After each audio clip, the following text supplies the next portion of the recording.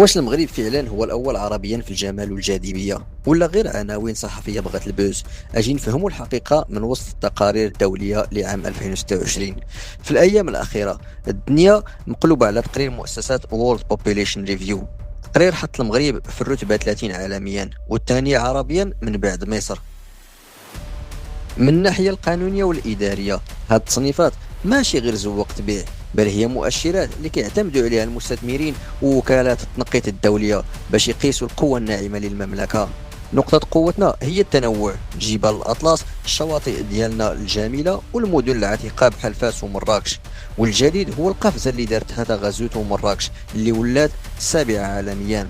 لكن نقطة الضعف اللي خاصنا نخدموا عليها هي العدالة المجالية في توزيع هذه الثروات السياحية على كاع الجهات، ماشي غير المدن الكبرى.